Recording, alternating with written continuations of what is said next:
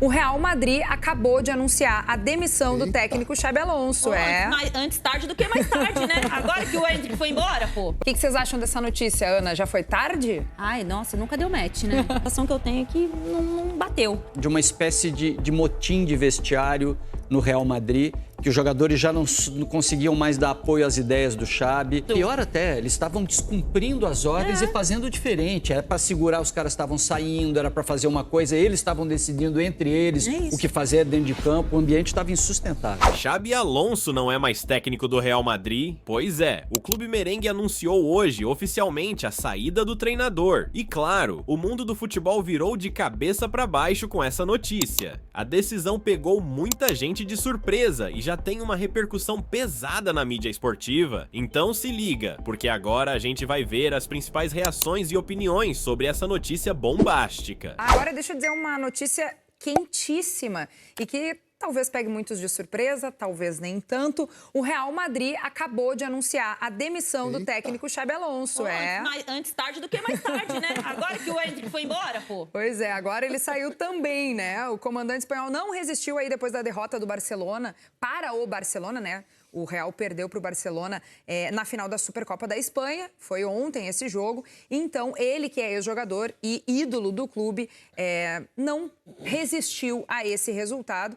Ele havia sido contratado no começo da temporada justamente para substituir o Carlo Ancelotti. E, de acordo com o comunicado do Real Madrid, a decisão foi tomada em comum acordo.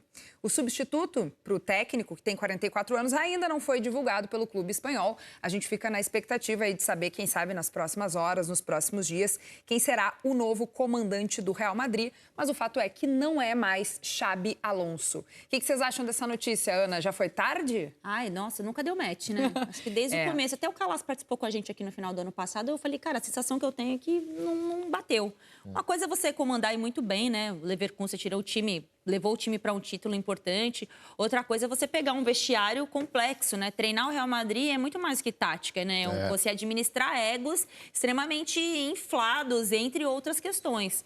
Eu acho que ele não soube tirar proveito, assim, dos grandes jogadores que o time tem no elenco.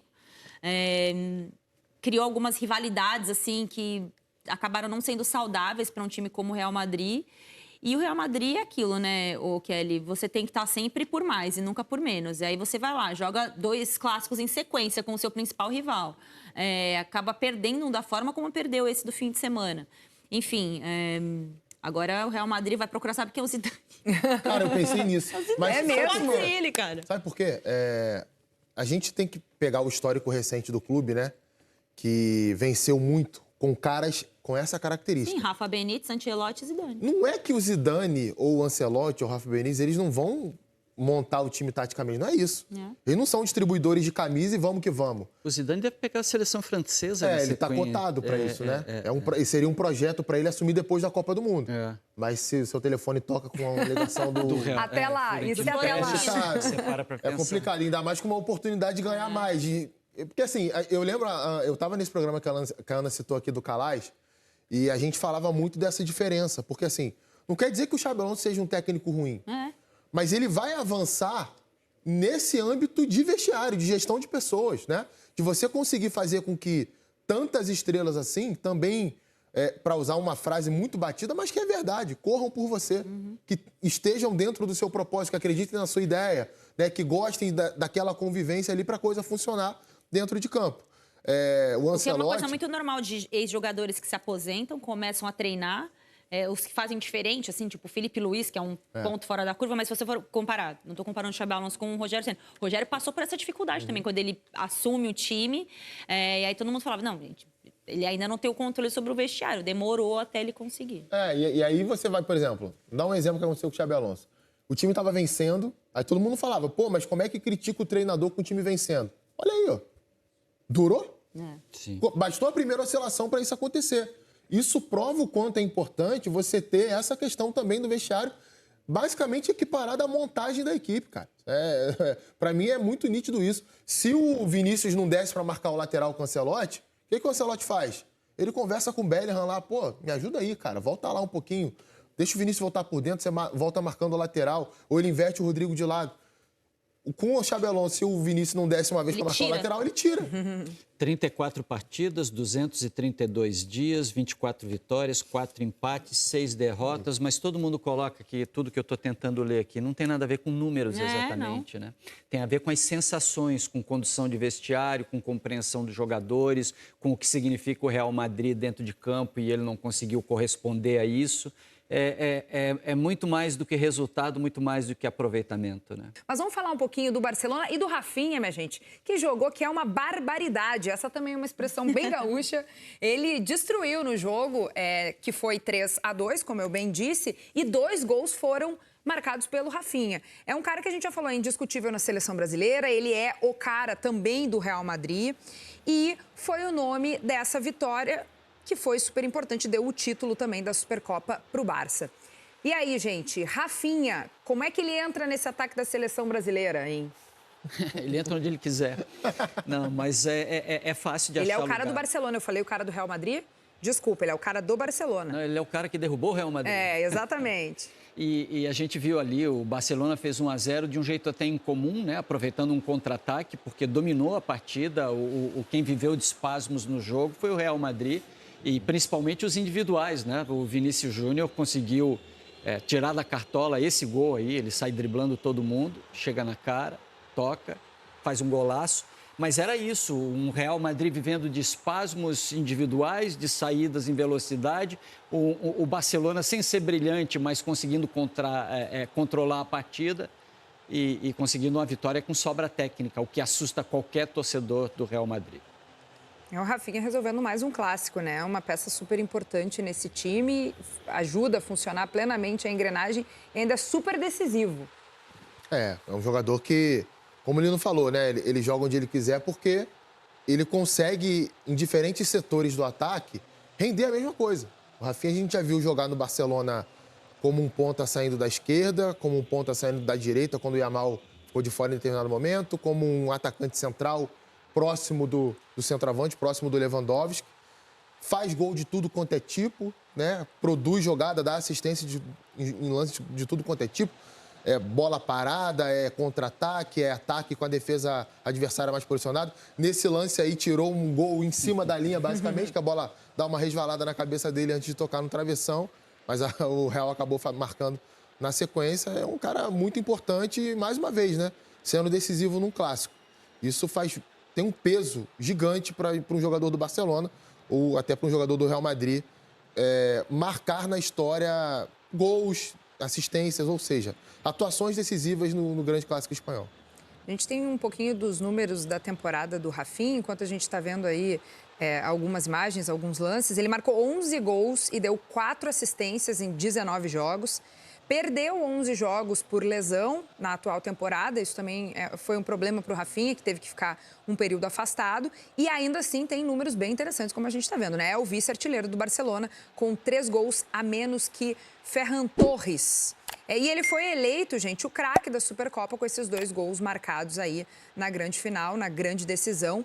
O Rafinha, que falou um pouquinho logo depois do jogo e aproveitou também o momento diante dos microfones para parabenizar a equipe. Vamos ouvir a palavra do Rafinha. É um título e afinal temos que dar o valor que tem. Nós hemos venido aqui não para passear, e sim para ganhar, e creio que lo hemos hecho muy bien. Los 2 partidos. Yo creo que el equipo se ha portado muy bien, tanto defensivamente como ofensivamente. Y bueno, hemos controlado bastante el partido, creo que lo hemos merecido a vitória. Não consegui prestar atenção em mais nada que não o óculos do Rafinha. Que estileira, hein, gente? O Juliette, né? Agora, o Kelly, os meninos falaram bastante sobre o Rafinha. Eu queria falar um pouco sobre o Vinícius Júnior. Porque o Rafinha, com esse jogaço que ele fez ontem, ele assume a vice-artilharia do El Clássico, né, entre os brasileiros. Ele está atrás do Vinícius Júnior, inclusive. Pouca diferença, um gol, acho que diferença de um para o outro. Mas toda oportunidade que as pessoas têm de tirar o Vinícius Júnior para nada, elas tiram, né? Como se ele fosse um jogador comum, qualquer, que não serve para nada, que está ali, ninguém sabe como. Com 21 anos, ele era campeão da Champions, fazendo gols decisivos, importantes, tem números absurdos pelo Real Madrid, perdão. E é um jogador jovem, gente, assim, por mais que já esteja envelhecendo, né? Acho que ele está com 24 anos agora, mas ele foi um jogador precoce, dessa geração de jogadores precoces que a gente viu sair do Brasil nesses últimos anos. Então, assim, eu acho que fase ruim todo jogador de futebol vai enfrentar, críticas todos os jogadores vão enfrentar também, né? Estamos nós aqui ganhando salário para isso. Mas eu acho que toda oportunidade que as pessoas têm, que a maioria das pessoas tem, elas tiram o Vinícius Júnior como se ele não fosse nada. Então, assim, eu acho que ele tem aí uma temporada para tentar se recuperar, para mostrar que é o grande jogador. Acho que essas oscilações são normais. Eu ouvi uma comparação esses dias de quando o Gabriel Medina ganha o primeiro título dele no surf. Depois, na temporada seguinte, ele começa a oscilar. E todo mundo fala, ele é muito jovem, tá se reorganizando. Depois, ele se transforma, né? E é esse cara incrível que a gente conhece no esporte brasileiro. E eu acho que a gente tem às vezes, pouca paciência com o jogador jovem, né? Em especial com o caso do Vinícius Júnior. Toda oportunidade que a maioria das pessoas tem, elas aproveitam para tirar uma lasquinha do Vini Júnior e tratar ele como se ele fosse um jogador, tipo, ninguém sabe como ele chegou até ali e o que ele fez para chegar até lá. Muito pelo contrário, ele é um jogador titular da seleção brasileira, um jogador precoce, super campeão no Real Madrid, com jogos importantes, gols decisivos. E eu quero acreditar que seja só uma fase. E cada vez mais cedo, como eles são muito precoces, né? Cada vez mais cedo a fase ruim vai chegar. Sim. Talvez um jogador hoje jovem, que despontou jovem para o futebol brasileiro, não chegue aos 30 anos em alto nível, como a gente viu em outras gerações. Jogadores como Cristiano Ronaldo, o próprio Messi, né? Com 30 anos, mais de 30 anos, em alto nível. Então, acho que a gente também tem que se adaptar ao que está acontecendo com o futebol na nossa linguagem, na nossa avaliação. Quero acreditar que seja só uma fase do Vinícius Júnior. E se não for só uma fase, se daqui para frente tudo der errado na carreira dele, até aqui foi muito boa a carreira dele. Assim, ele já é muito grandioso e um dos grandes nomes do futebol brasileiro produziu aí pra gente nos últimos tempos. Mas, Ana, talvez até a saída do Xabi Alonso seja uma prova de força disso que você está falando, assim, a tentativa do Real de recuperar jogadores como Vinícius, e os meios espanhóis estão falando muito de uma espécie de motim de vestiário no Real Madrid, que os jogadores já não conseguiam mais dar apoio às ideias do Xabi. Cita um episódio do Mbappé no jogo de ontem, descumprindo uma orientação dentro de campo do Xabi. Quando o jogador começa a ser substituído, uma vez o Muricy me falou isso, assim, quando ele era técnico do São Paulo, quando o jogador começa a ser substituído e ele começa a desafiar o treinador, então, assim, que ele já tá, tipo, no aviso prévio, entendeu? Ou vou mandar embora você ou vou me mandar. Sabe quando você quer ser mandado embora? Você começa a fazer... Não, a relação não será construída novamente. Você começa a chegar tarde no trabalho, você começa a dar migué, você desliga o computador quando seu chefe tá ali, é isso. Não, pior até, eles estavam descumprindo as ordens e fazendo diferente. Era para segurar, os caras estavam saindo, era para fazer uma coisa, eles estavam decidindo entre eles o que fazer dentro de campo, o ambiente estava insustentável. Gente, deixa eu trazer agora, então, a novidade no Real Madrid. É isso, Seleção Sport TV hoje está frenético. Se a gente anunciou há pouco aqui que o Real Madrid tinha dito que demitiu o seu técnico, o Xabi Alonso, pois agora já tem um novo comandante, é o Álvaro Arbeloa, ex-lateral do clube, que estava no comando do Real Madrid Castilla.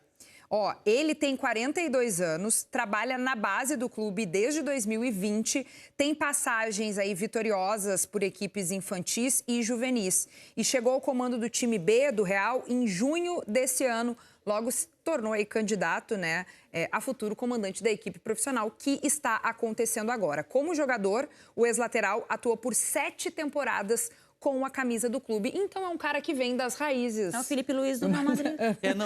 Do Real Madrid. A saída já coloca o Arbeloa como o treinador, mas aí está todo mundo se perguntando se realmente é uma transição para que ele assuma e siga, ou se é com algum tipo de interinidade. A ideia talvez seja ganhar um tempo para poder acalmar as coisas, recuperar vestiário, ter a equipe um pouco mais estabilizada, mas imagino que o Real vai partir para outro caminho. Fazer um anúncio mais instantâneo para já ter uma resposta, digamos assim, depois de dizer que seu treinador foi demitido, já tem um cara para colocar no lugar. Pode ser, né? Pode ser. Vamos aguardar para ver aí se o Real vai ter um desenrolar nessa história, vai anunciar outro nome, se essa vai ser uma posição mais interina mesmo, ou se ele vai ser o técnico que vai comandar daqui para frente aí os trabalhos no Real Madrid. E aí, o que você achou dessa saída do Xabi Alonso? Será que o Real Madrid fez certo ou foi um erro enorme? Deixa a tua opinião aqui nos comentários. Quero ver o que vocês pensam sobre essa bomba no futebol europeu. E claro, não esquece de deixar o like, se inscrever no canal e ativar o sininho para não perder as próximas notícias e análises que vem por aí. Valeu por assistir e até o próximo vídeo.